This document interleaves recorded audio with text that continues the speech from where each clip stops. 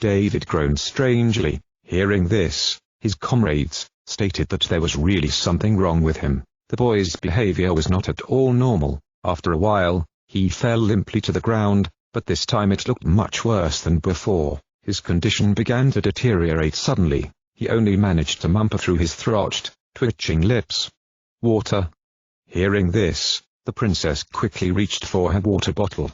"What about him, Nanthonin? I thought he was fine." The archer began to panic, slowly pouring water into the boy's mouth.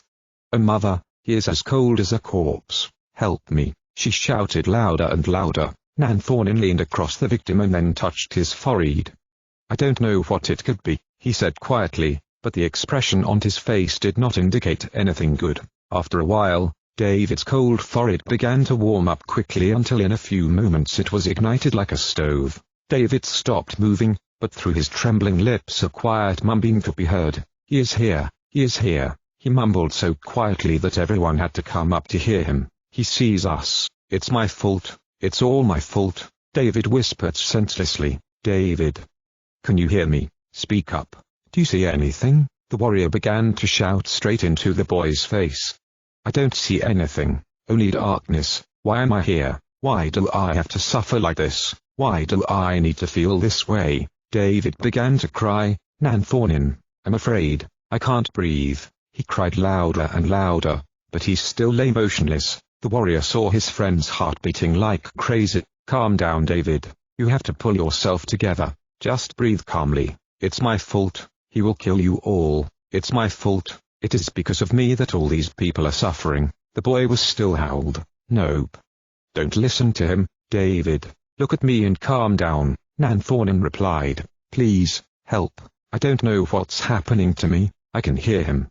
"Don't listen to him, I said. Look at me, Onemi," cried the warrior, rubbing the boy in all directions. After a while, Jalifesa approached him and poured all the water directly onto David's face. The boy shaked off shocked, after which he twitched. He took air into his lungs and finally began to breathe. Nanthonin rested his head on his knee, touching his inflamed forehead. "Poor me, I'm so weak. Why am I here? I regrets it. I can't calm down." He was talking to me. The warrior's eyes glazed. "Do not be afraid. We will take you out of here soon. Pull yourself together, my friend. You have to endure it." "But I don't want to," the boy mumbled. "Don't say so. Never say that. You just need to calm down, understand? You must overcome your fear and forget about it," Heroest shouted, then picked up the shaking young man from the ground. A touring boy, he trembled like jelly. His heart was pounding so hard that the circulation of his blood was accelerated several times, making his forehead an unpleasant tingling sensation in his fingers. "Okay, I'll try, I'll be fine," he finally replied after a while, feeling better and better. Nanthonin took him by the arm and he hugged him tightly. "Don't give up. Soon we will run away from here with the king and finish it all. I know you can do it. Don't blame yourself for something you didn't do and focus better on fulfilling your mission." Hearing this, David only nodded his head quickly, wiping away his tears. "Okay, I'll try. We will kill these devilish monsters together and get rid of Mirentagon," he cried out loudly. His body was again penetrated by a pleasant warmth, and sensation returned to his trembling hands. He felt a little strength in himself again, until he finally began to breathe normally again. After a while, however, he began to breathe loudly, and an expression of rage appeared in his eyes. He looked outside again, looking at the people standing in line in the courtyard. Behind them they could see a swarm of laughing monsters. The vermers and goblins shouted something at the crowd and beat the prisoners in the middle. David was again infiltrated by wild rage. Then he opened the door and went outside, grabbing his sword. "Come on," Nanthonin cried out to his other comrades. After a while, the whole team moved with a quick, confident step towards the crowd. Nanthonin overtook David, and was the first to begin to push among the standing people. The crowd turned their eyes to the approaching daredevils, who began to go faster and faster. Embarrassed people began to move back and move away, until the great warrior finally reached the entertaining monsters. "What are you doing, humanoids? Back to the rank!" Some Worma began to scream, finally noticing mysterious individuals. "You'd better shut up," Jalifesa growled, then pulled out a bow in a flash movement, and the arrow stuck straight into the throat of the creature. "Take up arms, the prisoner has a bow," Some goblins screamed. Nanthornin suddenly jumped out of the crowd and stuck his sword into the screeching monster. After a while, he entered the middle of the square, and the monsters surrounded him from every possible side. "Kill him," called out another monster, but after a while a whole swarm of monsters fell after a while on its knees with bearded heads. The warrior began to thresh his weapon on the next approaching enemies, and he himself did not get a scratch, despite the fact that he was wearing only a regular shirt. Suddenly, a black spear flew towards him, but he grabbed it and stabbed several enemies at once with his new weapon. Another weapon bounced off his hidden bracelet, which slipped over his hand and crashed into a monster that wanted to get him from behind. "They are arsonists, kill them, guards," cried some goblin. After a while, more enemy forces ran out of the citadel next door, with large axes in their hands and black armors. The men and women began to disperse in panic in front of the Wormar detachment, so that 13 armed absconders could now be clearly seen in the courtyard. A detachment consisting of only military wormers lined up, after which it closed up, creating a wall of round shields. The detachment marched towards them, stretching forward their axes and pikes. The team, however, did not twitch and waited in readiness for the approaching enemy. David was again shivering all over his body, but he was doing so out of a sheer frenzy that suddenly penetrated all his muscles and his entire mind. He was now thinking of nothing but only stopping these unsightly monsters. Even when the squad accelerated to run, the boy did not feel anything that would take away his self-confidence, but on the contrary, David with Nanthornin also began to run forward, as they were crazy, and when they reached their destination, the warrior literally shot the Wormar pikes into small pieces with his powerful sword. Immediately afterwards, the blade of the weapon and his shirt were stained with the black blood of the monsters. David found a gap in the line of phalanx, where Nanthornin had just killed more enemies. The monsters who lost their shields died in the blink of an eye at the hands of the boy. Jalefessa dipped her arrows in the tar and asked Tirethrin to give her the box of matches he had found earlier in the store. Without a moment of hesitation, the beautiful-haired man gave her what she had asked for. The princess set fire to the arrowheads, and Bago began throwing the remaining vessels, filled with gunpowder, at the squad of monsters. All the creatures immediately realized their fatal mistake. No one made sure that the supplies were in the warehouse, and instead, they were outside, at the hand of the arsonists themselves. Unfortunately, this is how it is when they've wanted to burn people at the stake. "Shoot at my signal, David." "Nant, run," cried the archer. 2 companions turned back, and immediately after them chased a whole swarm of monsters. The vermers were no longer even in line, and no wonder, since now all that remained for the vermers was to kill the fleeing burglars and escape the coming danger as soon as possible. Nanthornin was much faster than David, so he grabbed him and took him under his arm to reach the others faster. When the warrior reached his seat, he put David back on the ground, then nodded his head towards the princess. Jalefessa then slid out from behind the wooden wagon, tightening her bow to the shot.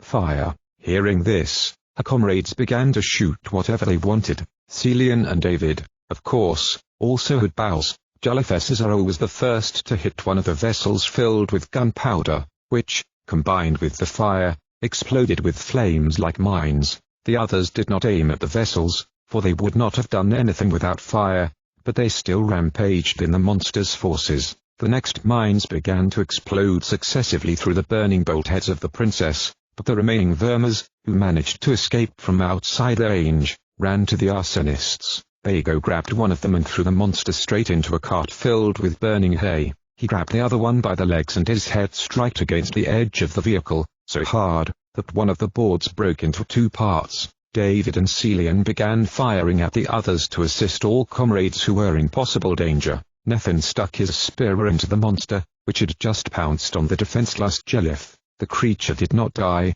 however, so the woman picked up a stick from the ground and slapped it right in his face. Harin jumped to the fidgeting creature, killing it with his halberd. The limping Mettens, defending himself with his saber, fell over, but Nanthornin lifted the creature with his own foot, and then banged the monster with his big fist. He beheaded the next enemies, and the last opponent left began to flee at the sight of him. So Turhan grabbed his slingshot, but the warrior, after a while, threw his sword at the squealing Wormar. The creature immediately fell silent.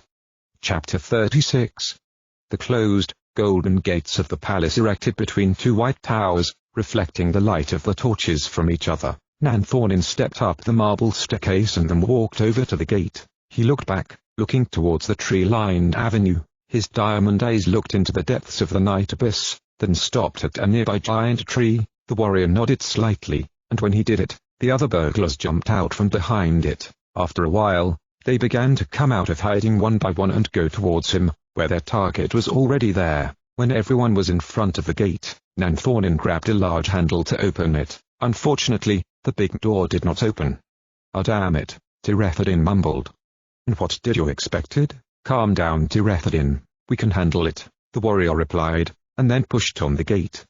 "Do you think it can be done?" "Wah." The green-eyed man did not even finish his speech, because he suddenly twitched in terror, hearing a loud crack. Hardrocks stuck his fingers in the gap between the other half of the gate, and although his left hand was not in good condition at all, he began to push against it so hard that the large hinges began to slowly crack. Dust fell on them from above, and the gilded wood, shackled with steel, began to shake. An unpleasant noise spread dangerously around, and it was possible that someone hostile heard his monstrous voice. David, standing like a dead stop, stared at the powerful warrior in disbelief, but after a while the giant stopped wrestling with the gate and began to rummage something in the lock. Immediately afterwards he stopped doing it, so the comrades thought that he had given up or decided to rest. They were quite sure of this until the giant pushed the heavy door with his hand. When he did so, the entire right side of the gate staggered like a living being and fell with a crack on the floor. Inside the palace, to their eyes now appeared a huge,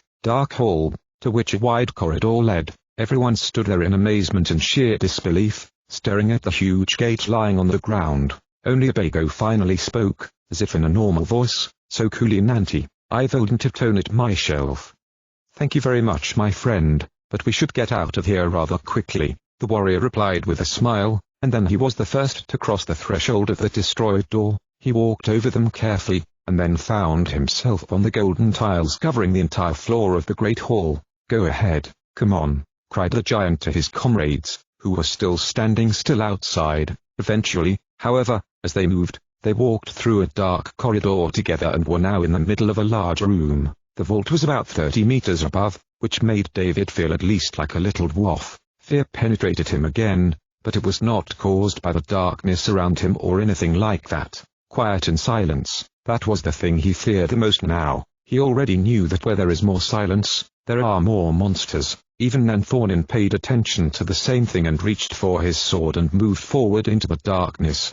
"Dark here is like in." Nathan did not finish his speech, because the great warrior suddenly pulled out a shining thing from under his white shirt. It was his mysterious pendant, with a luminous jewel placed on it. Although this strange, beautiful gem was not at all large, it brightened everything within a radius of a few good meters, a light that glared the eyes literally like the sun. Everyone except David and Tirethadin was stunned by surprise. They had seen this mysterious jewel of a warrior more than once, but each of them had no idea that it had such purpose. "But you couldn't light up the ancient mine." Celian laughed jokingly, but after a while he screamed like a monkey, seeing another unexplained thing. He was no longer laughing, he didn't even know what to think now, seeing that Hardrocks' eyes also looked like two fireballs. "At first, ask yourself better if it was the right time for my tricks," the warrior replied seriously. The scout did not answer, but only looked away from the dazzling eyes. "Mysterious, this name fits you too much." David snorts, who, unlike Celian, was not surprised at all. "And can I ask if it is?" Nathan did not finish, because the warrior has already answered his unfinished question. "No, Nathan, this is not magic. Stop talking at last." The young man took on only a dull expression on his face, and then fell silent. They all followed Nanthornin, looking around the great throne room. "There really is something wrong here. I don't like the silence. Surely someone is watching us." David began to worry when they were at the other end of the room. Nanthornin nodded only in response, after which he stopped. Jalafessa, standing next to him, was clearly more afraid than the warrior, and after a while she spoke in a strangled voice.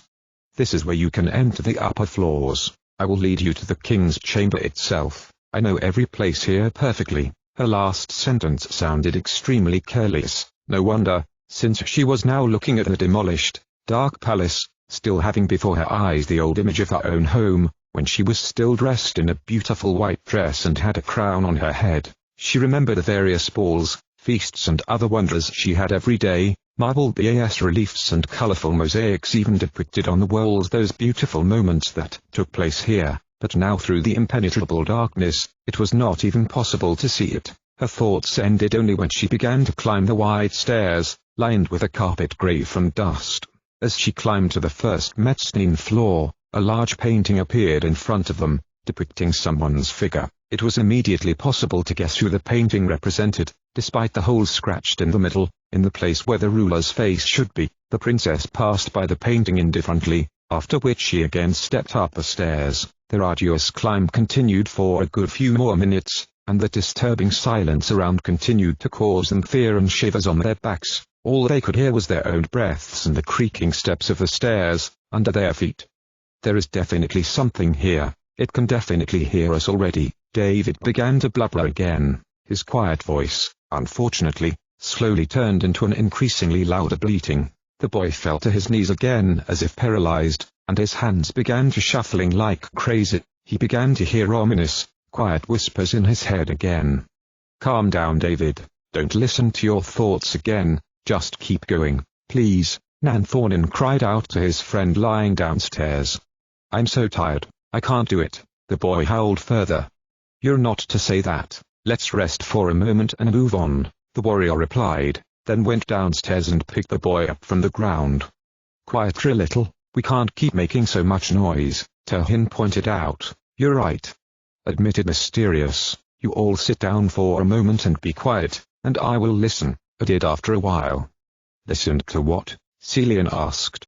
"I guess you should guess," replied the warrior. When he said this, there was complete silence. There was just no sound, no movement, just nothing. After about 5 minutes, which lasted for them like centuries, the giant finally gave a sign again to follow him. Once they had climbed to the 4th floor, the warrior also instructed them to look for some disturbing traces and other things that could present them with something. As they were on the 5th floor, David began to mumble something under his breath again, but it wasn't just whining or anything like that, but the boy was really getting worse. After a while, he fell to the ground again, seeing a collapsed staircase in front of him, but he wasn't the only one who broke down. The team saw in front of them that the steps leading to the next floor simply do not exist. The only thing left of them are the slats attached to the wall next to it and rubble in the bottom. Of course, only Nan Thornin did not care about this problem and ran nimbly on the wall, catching the board supporting the next mezzanine. He pulled himself up, after which he lay down on the ground, stretching his hand forwards so that the companions could jump and catch him. Jalafessa knew that the great warrior would certainly not let her down, so she was the second to dare to get through the obstacle. The giant grabbed her with his hand, then without the slightest difficulty picked her up and put her on the ground. Bago also wanted to be useful for something, so he threw Little Poppin and Cordrin to make it easier for him to catch them. After a while, he also did it with Terhin and David, as they were not big and heavy. Unfortunately, Mudman could not help the others, because they were much bigger and heavier than those, so he decided to jump as another one and give his helpful, big hand in advance. Nan Thornin caught him also without a problem, and picked him up with unexplained lightness. Heroest's hands had so much strength in them that no one could ever even comprehend it. Nethin jumped next, and Celian followed him. Tirethadin gave a sign to Metans that he could jump next. The solution was now to see how much the slight-eyed warrior could be trusted, so he jumped, but because of his weak leg he didn't do it very well. The warrior, however, did not disappoint anyway and grabbed Metans by the collar at the last second, and Bago helped him pull him upstairs, after which he encouraged Tirethadin to make another jump. The beautiful head bounced off the ground, jumping to the helping hand of his companion. Muddy pulled him upstairs as efficiently as Nan Thornin. Now only Harin and Jelif remained at the bottom. The fair-haired man let go of the old woman in front because he knew it was not appropriate to leave her as last on the other side. Unfortunately, Jelif was not in a good position right now. She was not a complete old woman, and her hair was not even quite grey yet, but a woman of this age, unfortunately, could not jump well anymore. However, she was brave and trusted the warrior. For this she used all her strength to jump to the goal. Nan Thornin also had to try his best and grabbed her, barely with the tips of his fingers. He had enough strength, but she didn't. He knew that something had to be figured something out quickly, before her hand would slip out of his hand. "Catch yourself onto this board in the bottom," he cried. The woman quickly grabbed the beam with her other hand in the designated place, but it cracked unpleasantly.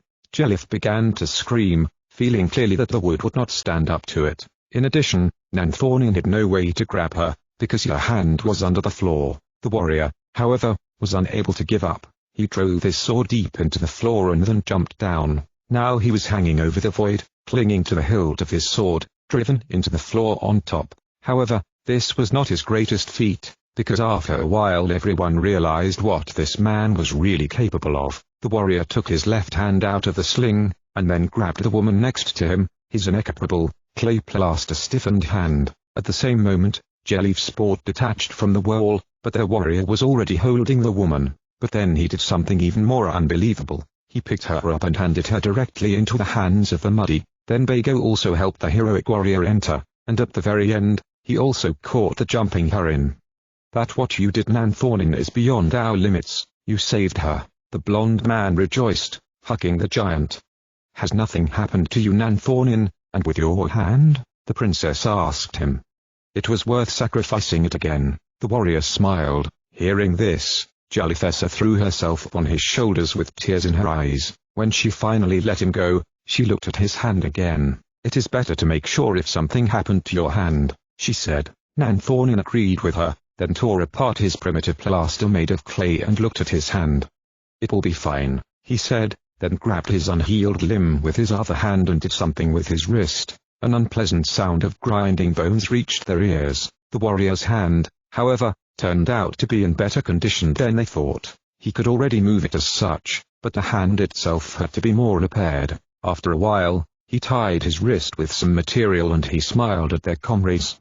Remember that strength has nothing to do with seeing your friends in danger. All that matters then is that you can never give up, said the warrior as he approached David. Never. The boy repeated quietly after him. A little bit of strength returned to his body again. You must all believe that we will succeed if you want to survive. Every moment of doubt is the same as every moment of weakness. Together we will save the king and go back to where we came from to end it all once and for all. The warrior began to speak further. The darkness lurks here in the dark to deceive us and lead us astray. Evil is more than the monsters that have plagued our country for centuries. Evil is something that allows them to exist, and for this reason we must not give in to the doubt that is hidden here. We created the monsters and only we can stop them. We sow evil and only we have the power to tame it. The staircase continued like this indefinitely. At least that was David's impression. Which floor is it? He asked anyone in particular. I stopped counting, but it doesn't matter anymore. You can just look down. Nanthonin replied. Do you know, Jalithessa, how far away from the king's tower? Nathan asked. We don't have a long time left climbing, but it won't be the end yet. The princess replied. That's good. These stairs should eventually end. This palace itself is probably bigger than the whole Hedron castle, said a young man. The whole capital is even one of the largest cities in the world, Celian said. You were supposed to be quiet. Terhin scolded him after a while. Stand now, cried suddenly Nanthonin. Everyone stood still, gritting their teeth. Did something happen? David was worried. The sound. The warrior replied briefly. What? Papin asked. Keep your ears. The giant recommended in a whisper. Everyone immediately fell silent, and then began to listen. In fact, they could hear some strange, suspicious noise, reminiscent of hissing.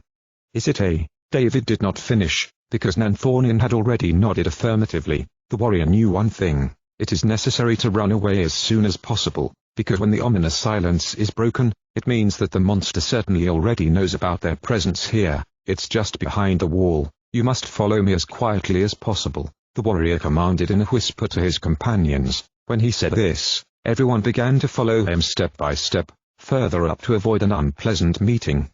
What is it?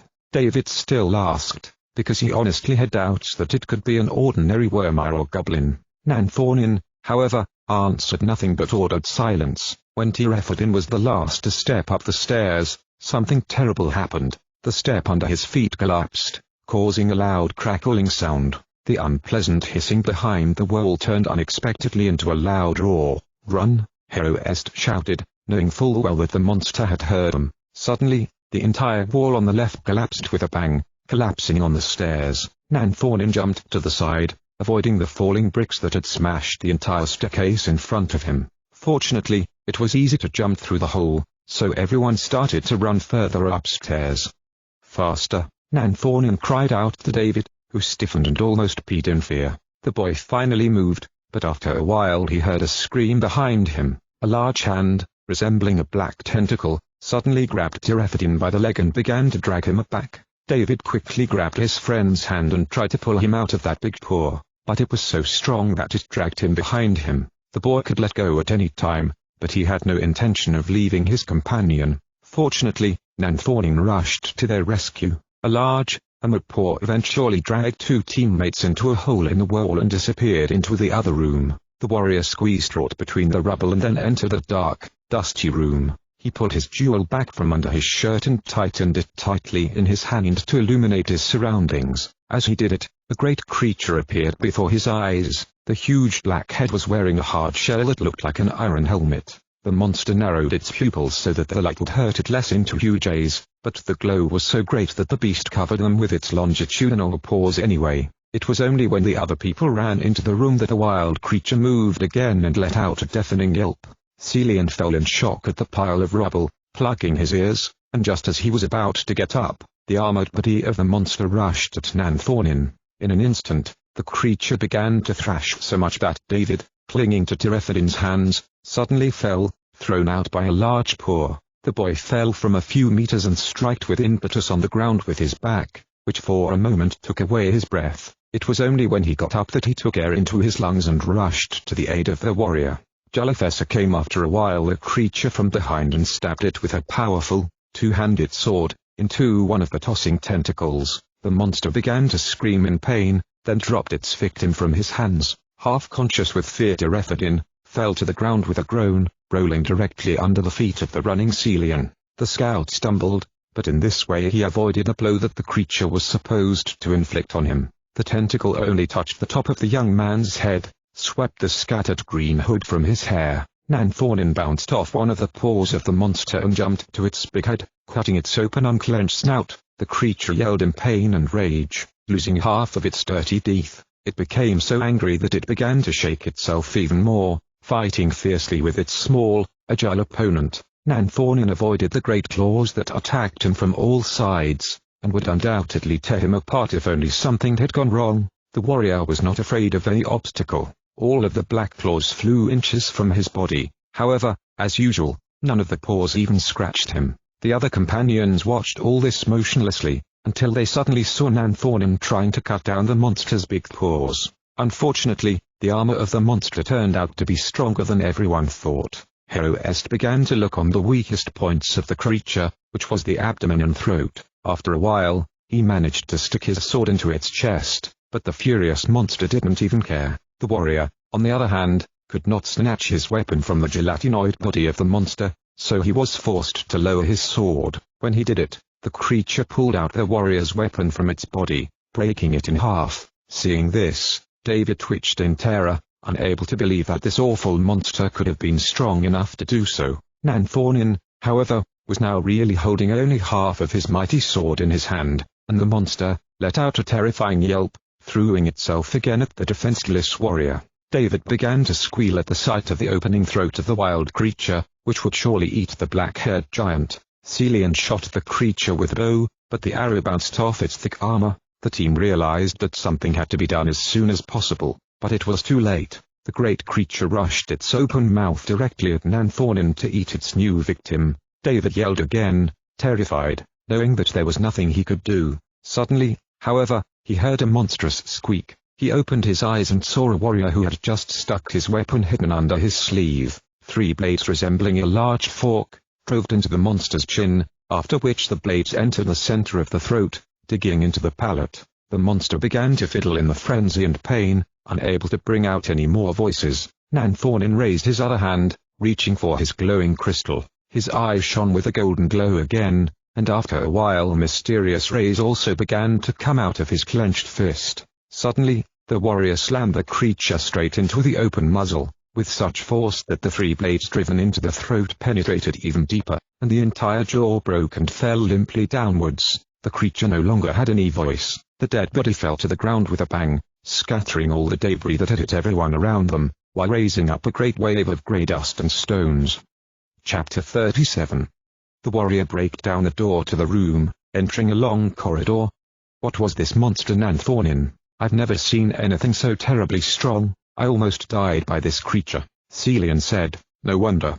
It was a Jormung, the warrior replied to him. That what is it? Shouted from the impression quadrant. Wait a minute, and what is Jormung at all? Because I don't know, said the scout, and you'd better not know. These are extremely strong beings, as you have seen. They are nothing but only products of pure evil. Or more precisely, what do you mean? Nethin said. The Jormungs were created thousands of years ago, through powerful black magic, as well as all monsters. Today, people think that such great monsters have long since died out, but as you have seen, someone or something must have contributed to the creation of these creatures again. Trolls, giants, Jotuns, Fenris, wargs, kelpies, draugrs, ogres and even wyverns are considered extinct today, but we Heroists are of a completely different opinion. In our country there are still many secrets and undiscovered places full of puzzles. The warrior looked like he was about to interrupt the conversation, but Turhin apparently became interested in what he had said and wanted to know more. Nanthonin, and is it the true that humans created all the monsters? The boy asked. Hearing this, the giant stopped, then mumbled barely audibly. You could say that. What do you mean? Nanthonin moved forward again, after which he replied.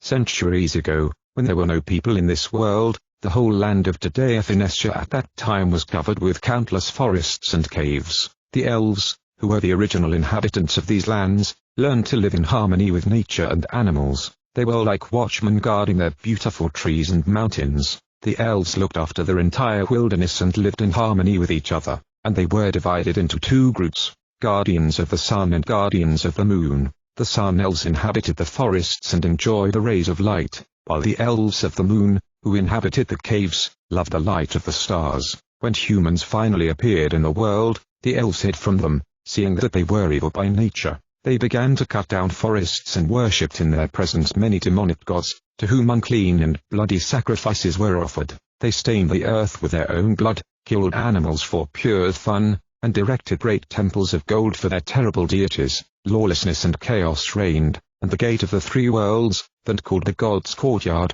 became a place of debauchery in the home of their leader himself. The elves could not look at human pride and sin, but their love overcame when they saw that the innocent were also suffering, and that hunger and pestilence were envelopping all human cities. So they came out of hiding and came to the people to give them their knowledge of magic. For the elves, however, magic was not a bad thing. Yes, they had their unknown gods, but they were to proclaim to them only goodness and beauty. So the elves also came to the people, because they saw that they were dying prematurely, because of hunger and disease. People lived badly to such an extent that some died even at the age of 300, but when they got help from the benevolent elves, they owed them back with worthless money. The elves rejected this gift, saying that they did not care about any riches, and offered people shelter in their forest, without having to destroy trees and kill animals. However, they rejected this good gesture and only a few years later attacked the elves with all their might. People against their kindness with rape and murder.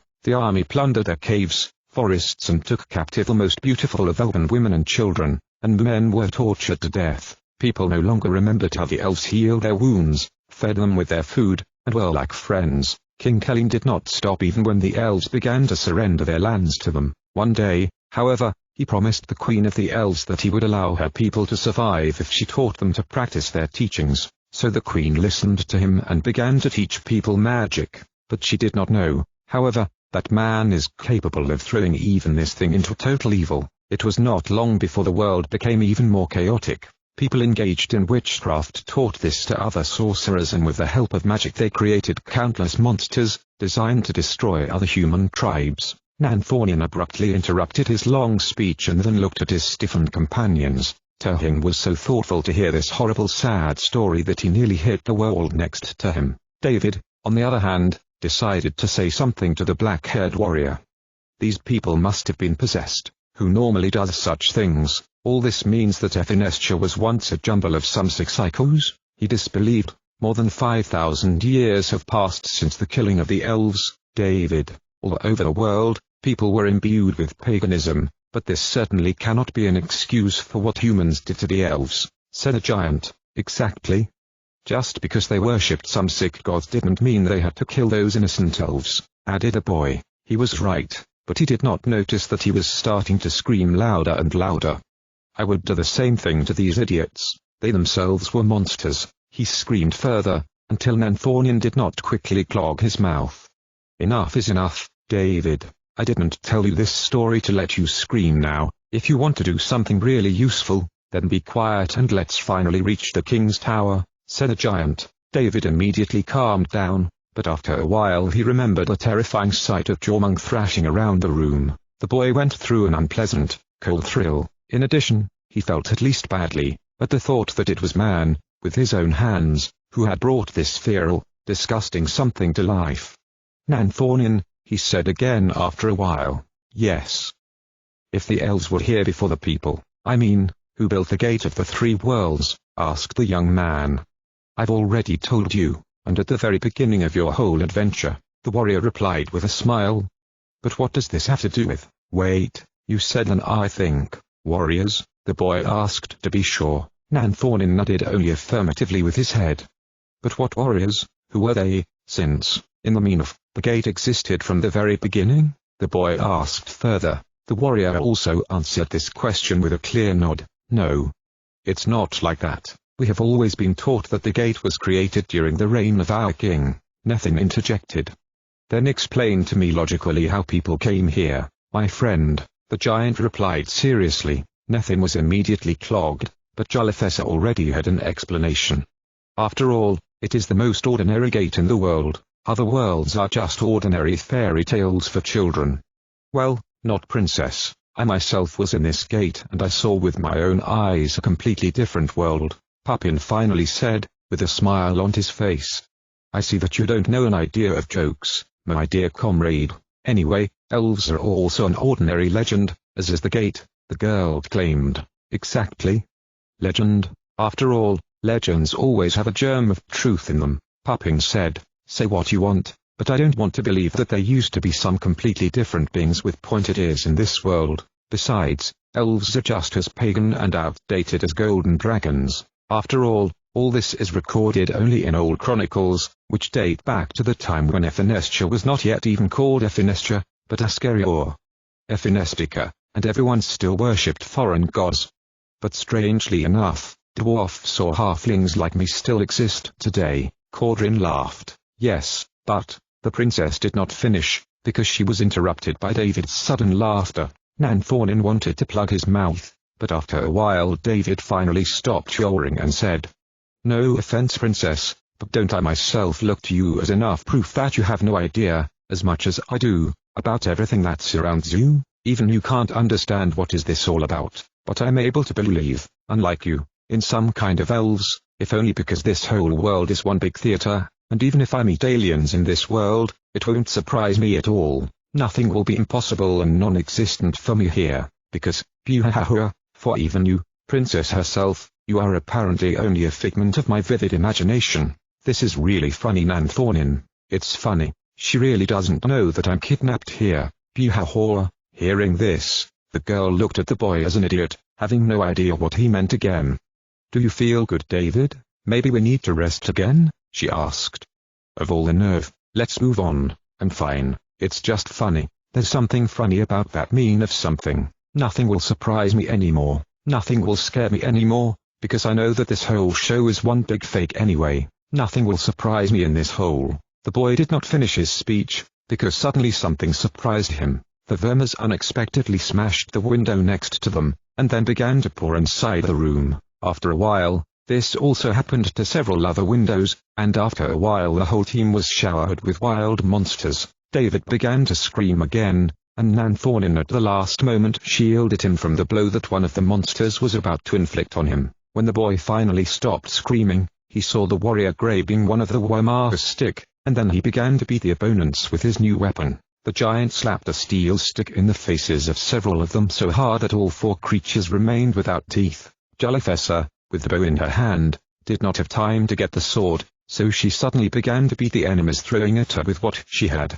Her bow, however, hooked after a while on one of the wormers, when she wanted to slam him in the head. Fortunately, nothing kicked the monster, which was already reaching for its black sword. David finally helped his companions in fight, and it wasn't long before he again turned into a savage madman. His extremely sharp sword spiked into the armor of monsters like in ordinary butter, not to mention the unclosed parts of their bodies. Nanthonin continued to fight with his metal stick, as if it were a big hammer. Every now and then the giant made pirouettes and rotations in the air, exposing his back to attack, but the clumsy creatures were not even able to scratch him anyway. Besides, Nanthonin would be able to overcome them all by standing with his back to them if he wanted to. Suddenly, he jumped up, flapping his stick straight into the monster's head so hard that the weapon fired from his hand after a while, breaking in half. It would seem that the warrior was completely defenseless, but the monsters changed their minds when he began to beat them with his bare fists. His hand dented into the armor of one of them like a hammer, and a powerful kick slammed the victim to the ground, denting to the floor. A creature wanted to walk him from behind, but Hero-Est turned quickly on his heel, grabbed it by the shoulders, and then smashed the bald head of his enemy with his own head. When the other monsters attacked him, David finally came to his consciousness and pulled out of his bag the Asclepian saber he had once found in the river. "Catch it!" the boy cried out towards the warrior, throwing him a weapon, the diamond blade sword, into the air, after which the handle of the weapon landed straight into the giant's hand. Nanthonin in one moment beheaded all 3 opponents next to him, and the other 6 were chopped with lightning cuts.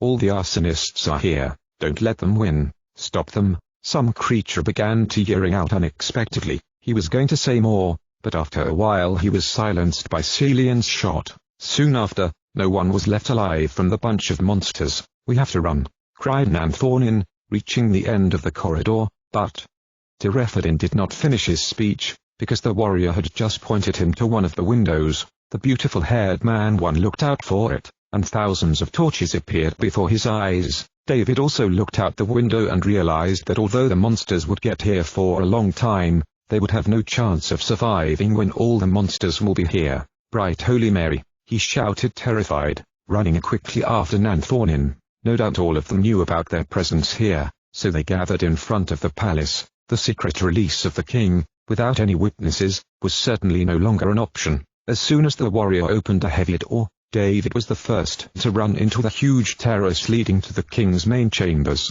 In front of him was another white building, full of huge windows and towers, where their target should be. The sky on his right side was less and less dark, and there was not much time left until sunrise. David, in such terrible circumstances, was not even sure whether he should rejoice or rather fear, for as far as he was aware, the vermers and goblins only avoid water, but not sunlight. He no longer had the smallest idea of how they would be able to escape from this huge city when they will free the ruler and they will have to take him to some safe place on a clear day.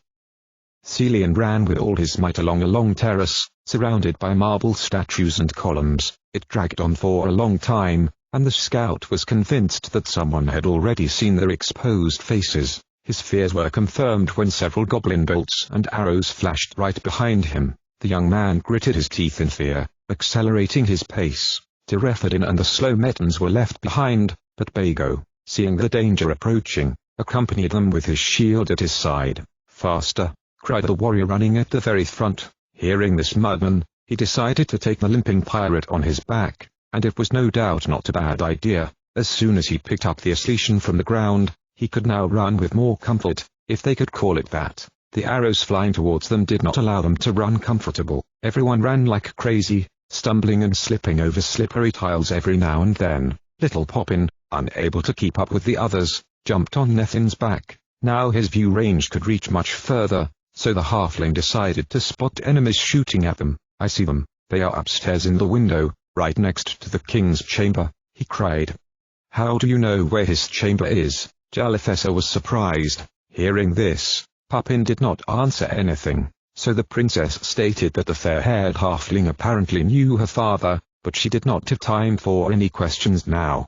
"Watch out!" Celian shouted suddenly. No one knew to whom this warning was directed, until a goblin arrow crashed into David's side. His armor hidden under the sweatshirt, unfortunately, did not stop the completely black bolt head. The boy looked at his chest in horror. At first he felt no pain, but after a while all his nerves spread an unpleasant wave of cold all over his body. The shooting pain appeared a moment later, and the injured boy began to scream, crying, falling to the ground. Jolifessa ran up to the boy as quickly as possible, reaching for her bag. The princess carefully broke the arrow from David's body to take a closer look at the wound. The boy screamed in tearing pain as soon as she touched him. Nanthornin and the others stopped in an instant, running into the victim, but when the warrior turned around, some chain stuck in his back. Nanthornin hissed in pain, glancing at his blooded shirt. An iron hook tied to a chain stuck into his body like a needle. He looked behind him, and a figure appeared before his eyes, in black and gold armor. On his heavy helmet there was a mysterious bloom, resembling eagle wings, and on his breastplate, there was a mysterious symbol, resembling two crossed letters S. In addition, the mysterious figure had just acquired his long, thin sword, which looked rather like an extremely long katana. Everyone else, behind the warrior's back, looked in disbelief at the great knight, who was in the company of two black wolves. However, these were not ordinary dogs, but Fenris themselves, powerful beasts with yellow big eyes and steel-hard bones, created to kill even the greatest of warriors. Nanthornin threw the bloody chain to the ground and then looked angrily at his new opponents. Lying on the ground, David saw out of the corner of his eye that the warrior's eyes were again taking on a golden glow, and his shining crystal was beginning to shine more and more. After a while, the jewel turned into a fiery sword, which suddenly burst with a white flame. The Black Knight, however, did not seem to be moved by this sight and released his throwing wolves from their chains. In a few seconds, the Fenris ran to the warrior, throwing themselves directly at his sword-wielding hand. One of the monsters was wounded in the chest, but a large body crushed the warrior, and the golden weapon fell out of his hands. Furious Fenris jumped to him, and the giant grabbed their toothy snouts, wrestling to the life and death. Jolifessa and Celian grabbed the bows in terror, and Bago and Terhan got the stones. But when their arrows and stones hit the head of one of the enraged beasts, nothing happened. Its wild eyes looked directly at the other daredevils, after which the beast took a liking to the new victims. Nethin jumped to the side at the last second, avoiding the black wolf flying towards him. The beast was now right behind them and turned towards them, ready to attack. David, still lying on the ground, rolled over on his side and tried with the last of his strength to get up, leaning across his sword. When he finally got up, the wild beast again pounced on the team. Bago managed to hit the creature in the mouth, so Tirefading standing next to him could stab the animal with his sword. Unfortunately, his short sword did little against the monster's powerful body, so Mettens grabbed the beast by the neck so it couldn't move. Everyone did the same thing in an instant, hurting and beating the creature from every possible angle. Bago stepped on one of Fenris' paws and began to smash the beast straight into the open mouth. However, it freed itself from their hurting embrace and threw all the torturers out of its body. The wolf threw himself on the muddy, crushing him against the wall. Poor Bago was unable to move, and sharp teeth were stuck in his grey skin. No, the desperate princess howled, jumping to the cruel beast. The wolf, however, knocked her off of himself and continued his bloody work. The enraged comrades, however, could not allow their friend to die. Pupin and Cordrin rushed furiously at the monster's back, starting to jabbing him in a frenzy. No one has ever seen Pupin in such a state. In the eyes of the halfling you could see such hatred and desire for revenge that his face looked completely different. His face was completely covered with tears and the black blood of the monster. The beast finally began to howl with pain and rage, and finally dropped its prey from its mouth, throwing itself at the others. Harin drove his halberd straight into its head, but Fenrir was tough enough that nothing could pierce his hard skull. The wolf began to toss and turn, and Harin unexpectedly hit the wall that enclosed the king's terrace. However, the beast did not start biting him, but tried to knock him off from the roof. The man looked down and there was no indication that anyone could survive by falling from such a height. Fortunately, Jolifessa and her enraged companions began to abuse the monster again. Everyone, even David himself, has turned into a veritable monster. Everyone went into such a frenzy that the wild beast stopped pushing on the defenseless Harin. Mettens dug his saber right into the black wolf's eye until the wolf fell to the ground with a yelp, unable to move in pain. Then they all finished their work. After a while, the beast fell silent, and around it, a large pool of dark blood appeared. The beast bled out in an instant. David, seeing the dead creature, began to scream furiously until his entire neck wrinkled from his clenched teeth.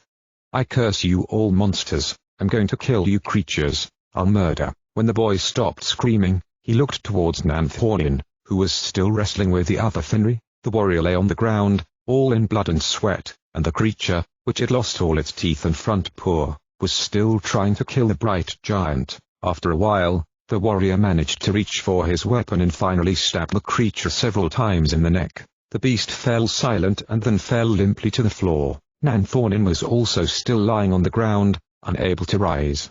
His face was all covered in the wounds and his shirt torn. After a while, he managed to raise his head a little, and to his eyes, a mysterious black knight appeared again, walking slowly towards him. "And what are you going to do now, hero?" laughed a male, hard voice. "Do you think that saving your king will help with something? Well, not the Ethnestian litter. Even the whole brotherhood of your light-eyed friends will not help you. All of them will do nothing against our law. It is time to herald our wonderful cult to all edges of the world. It is high time for people to know the beauty of our order. It's time to establish a new order in this beautiful land." The fanatic began to shout, lifting his black and gold sword over his head to kill the warrior. Just as he was about to finish the job, something suddenly crashed into his stomach. He looked at his pierced armor and saw Heroist's sword being stabbed into his body by a shrimpy boy in a white sweatshirt.